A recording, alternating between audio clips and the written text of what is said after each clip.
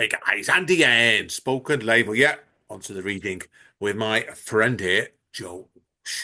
Okay, Joe, I know first of all today, mate, you're going to do us a short story, aren't you? And I am. everything here tonight, people wondering, is going to be in a future book or two. So take it away, my friend. Okay, thank you, Andy. So I chose this story um, because I had already alluded to parts of my younger life in the earlier conversation, and this is a true story. It's actually a one day this happened um, when I was coming up to leaving school, so I'd be 15 years old. It's called The Ambience of Butchers' Shops by Joel.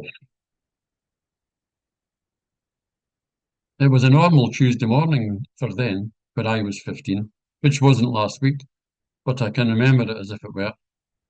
I didn't even bother going to registration class by then. I dropped out of class after class, subject after subject, things I had been interested in and would have still been interested in if I had felt the teachers had been too, or hadn't been sarcastic or a bully. It was usually a he, though not always. Some women were good at being bullies too. They did it in such vicious psychological and subtle ways, though. Men didn't have the same finesse, usually. They used much blunter tools. The one I'm thinking of was a smug prick from a middle class background who never even imagined that some mothers had to make onion and margarine soup on the coal fire, or that some fathers worked on building sites with holes in their shoes. By that Tuesday, I wasn't attending any classes at all. I left the house at the right time, dressed for school, then took a sharp left at the bottom of the hill and walked along the side of the burn at the bottom of the railway embankment. It wasn't a bad morning, but the rain was drizzling by the time I got to my secret spot in the wild ground where I planned to sit. It was too wet for that, so I scrambled up the railway embankment and went into the hut at the side of the railway line. It stank of shite and pish, but it was dry. I sat on a breeze block and took a 10 pack of Players Number 6 cigarettes from my blazer pocket and checked inside. There were 6 cigarettes left. I had a book of matches with 6 matches in it. That made 666. Fuck, I thought. Was that an omen? Those matches were notorious for not staying alight, but I knew I would only smoke 3 or 4 cigarettes, so I wasn't worried about that. I had one right away. First of the day at 9:30 in the morning, booked at 15 years of age. Those tobacco guys knew what they were doing all right. It was my girlfriend who got me started, my tobacco pushing girlfriend. And I was fucking gay. How ironic is that? I didn't realise I was gay though, but I bet she did. Those number 6 cigarettes were rough, made from the sweepings from the factory floor. Some folk used to say. I liked them, and they weren't as rough as players number 10 or Sovereign, which were thinner and cheaper still. I won the photos in those ones. Coffin nails, they called them, as if the dearer ones weren't. I sat and smoked the first one and enjoyed the feel of the smoke catch my throat and rough it up a bit. Then I got the head rush and leaned forward until it passed. That wouldn't happen again today. It was all just about topping up now until bedtime. I looked out the space where a window should have been and saw that the rain was falling steadily, so I decided to stay there a while and read my book. The smoke had helped disguise the smell of shite and piss, which I had already started not to notice. I slid the paper back out of my pocket and looked at the cover again. The Catcher in the Rye by J.D. Salinger. I was only a couple of chapters in, but I was already caught up in the story. I related to the main character somehow. Not entirely, of course. It was 1973, and I was at an Edinburgh secondary school, rather than a middle-class New York college.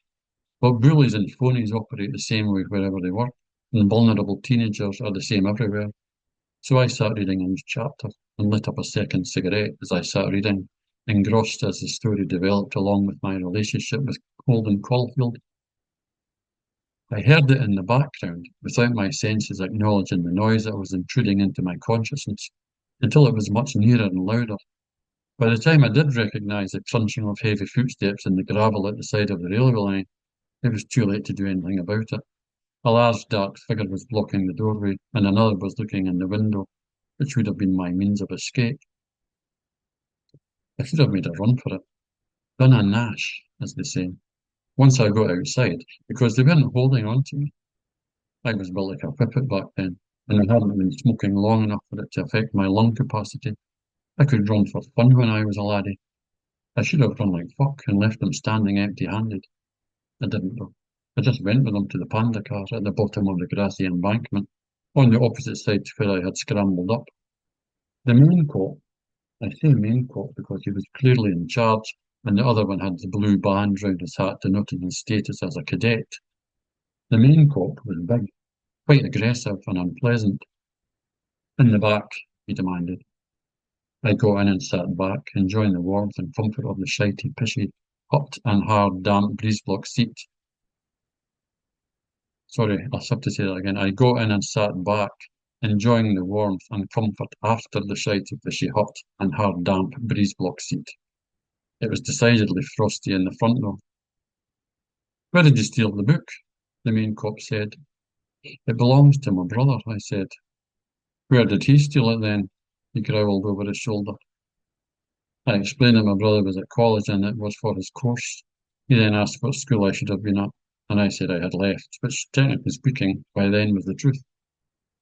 What's your address? And is there anyone at home? He asked, a bit more softly. I told him my address and said both my parents were at work, lying through my teeth. The cadet, fancying himself as a detective, turned slightly and asked in a very sarcastic manner what college course my brother was doing and at what college. I told him the name of the college, but I wasn't sure the name of the course, though I knew it was an accountancy course. He made a suitably snidey comment to the main cop, as in, aye, right, an accountant from Broomhouse. I thought you were a Polish woman, I said automatically, without thinking, although I was frequently ready to wind up anyone who I perceived to have power over me. They ignored me, while I wondered why I had thought that out loud in such a vulnerable position. Car radio interrupted anything that they might have done next, like tipping me into the nearby ditch, for instance. Then, after a brief conversation between the main cop and the person on the other end of the radio, they said they were taking me to the police station. I happened to know the police station used to be a pig farm, but I didn't think that knowledge out loud. Once there, they sat me in an interview room and disappeared. 10 minutes later, another cop came in, a sergeant I could see by the stripes on his jacket. He sat opposite me. Right, son, I'm a busy man. Tell me where you are supposed to be, or else I will turn you over to the railway police, and they will charge you with trespassing on railway property, and you can explain that to your dad. I thought about it for a few seconds and fully understood the consequences. I should be at school, I admitted reluctantly. He marched me to another panda car. In the back, he ordered. I felt I was becoming quite expert at getting in the back of panda cars by then. 5 minutes later, I was sitting outside the headmaster's office. He only asked who my housemaster was. Not so bad, I thought to myself. 5 minutes after that, I was in my housemaster's office, being interviewed in an extremely condescending manner. What do you plan to work at when you leave school? He asked. I told him that I had wanted to work with animals. I was going to explain that the educational system hadn't supported me in any real way to achieve that, but I decided it would be a waste of breath. What do you think of The Catcher in the Rye? He asked after he inquired about the book sticking out of my pocket. I think I get the character, but I'm only 2 chapters in, I said, feeling hopeful of a conversation about it. Oh well, keep reading it. It's an interesting story, he said, and asked again about what I would work at when I left school. I immediately felt despondent again and told him that my grandfather had been a butcher and was going to speak to his old boss to ask about an apprenticeship. What you should do, my housemaster stroke careers advisor said, sitting back in his big chair and looking thoughtful in a mad scientist sort of way, is to go into all of the butcher shops where you live. Then, when you find one with an ambience that you like, ask if they are looking for a boy. I looked at him in disbelief, and I almost laughed or cried. Either could have happened. 15 minutes later, I had walked out the back door of the school and went home, where I held up the book to my mother and told her that I was to read it before I went back to school the next day. I would think about cigarettes and where I would hide out once I knew what the weather was like in the morning. It's the end of that. Fantastic. No, that was really, really rich detail, that one, Joe, it was. Loved the reference to Capture in the Rye as well. I've read that book a couple of Yeah, times now. Yeah, I'll have to It's read it again, actually. it's not the easiest book in the world to read, that one, as a personal opinion, but it's a deserved classic with that. So Yeah, it was quite hard for a 15-year-old. I remember, it wasn't a straightforward read for me at that age, but yeah, I did enjoy it. yeah, I think sometimes when you put in that, like you've done there, and bring in a real life element of that into the book, it gives that a sort of edge. Sometimes it does, and no, it's fantastic that was. So really, really, was that quite a difficult story for you to write that, or did it when it flowed? Did it flow quite easily? Aye, it was very easy. It took no hardly. I had to actually go back and tidy it up because I must have written it really quickly. No, it just sort of was waiting to be. It was waiting to be typed. Yeah, that's fantastic, mate. I really, really enjoyed that. I'll be honest with you straight away, that made tremendous. Okay, now people are wondering now. I know you've got to do 2 poems for us now, aren't you, now, my friend, to wrap up this part of the podcast. So Yes, I am. neither of which I know anything about. So surprise me, my friend, with your first one. Will I give a little intro? Yes, please, mate. Yes, please. Sorry. Right, okay. So I chose these two poems. One's called A Danube Street Garden, One Summer Night. Another one's called Leaf Docks at Sunrise. They're very recent. I only wrote them a couple of weeks ago. They're from a much earlier life when I was in my very early 20s. I was by then quite a confident young man out on the gay scene in Edinburgh. Um, After quite a while, trying to come to terms with that. Not because I didn't like being gay, but because it was very difficult to be gay, and to sort of live a life that was a secret from my family. Um, so this is a poem that I will remember forevermore because it was a very romantic thing that happened one night. So the first one is called A Danube Street Garden, One Summer's Night. Under warm rain, tumbling, caressing fat drops, exploding wet sensual slops, hedonistic joy, wrung from clouds stacked high, purple and black in the night sky. We rolled against the wall, man against man, gushing rivets flooding our teeth and lips. We drank each other in. Your fingers entangling chain to hold the bullets you claimed, the brass torpedo aimed, phallic image, armed and loaded. It's got your name in it. Do you see? Armed and loaded. Do you hear? You're not going home tonight. Maybe never. You are my lonely man, alone and waiting. Do you know me, lonely man? We met before in a dream. Now you dare to be with me, to feel my breath and heartbeat.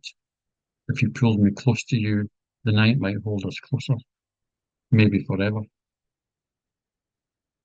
And that's the first one. The second one is like a part two almost. It's describing the next morning because we had spent the whole night basically in somebody's garden in a very posh part of Edinburgh.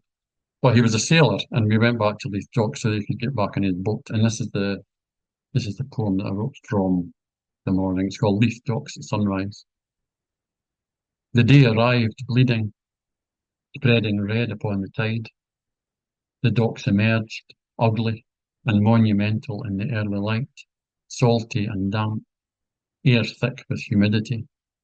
Waves tapped the wharf timidly, rinsing away remnants of the night's desperation.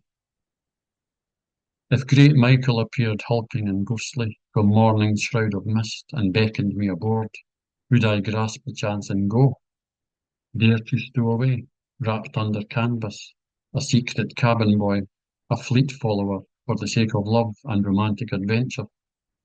But no, the last of passion's dying throes expired among stacked cargoes, coiled ropes, backs strained against steely might, cold and brutal as the morning light. Only the night was ours, and the morning was a thief. Love's madness failed as dawning sanity prevailed. Forever is a fantasy that belongs to no one. The moment is all, and the moment was gone. And I should say there's a footnote at the bottom of that poem to say the great Michael I mentioned earlier was a massive warship that was built in Leith. Uh, in like the 1500s or something like that. And I just referred to that, the ghost of that ship arriving. But that's the two poems I wanted to read. Thank you. Fantastic stuff then, Joe. Loved the tone in both of them. And you could tell, you're right, they did feel like they were two peas in the same pod, but each was his own poem. And I thought they were fantastic, mate. Really, really enjoyed both of them. It's been a pleasure Thank you. today, I do mate. like them. It's been a pleasure today, mate. I've really, really enjoyed today. Like, it's people wondering, It was like I my said, pleasure as well. we know we've been delayed, like for my health and your health, both had a couple of delays on this, but I always say good things come to those who wait, mate. And it's been a good one today, mate. So, Yeah, so yeah, certainly worth the wait from my point of view. yeah, same as well, mate. So it's been a pleasure today. And I want to get you back on again when I'm not going to reveal what you just told me during the break, but when that Okay, happens, let me know, yeah, mate. Okay, so I now will. now we're now going to head over to the world of we're now people wondering me and Joe. We're now going to go hang out with the kids, aren't we, Joe, for a few minutes, right? So Apparently, it's a new one on me. I've loved it, mate, today. Okay, so we will have you back on again. I promise you that now, people. Anyway, folks, yeah, that's it today for the Spoken Label. Big thank you to Joe again. Absolute great fun. Thank you, As Andy. Thank you for having me here. as Don Callis over at AWRS says, stay safe and stay over.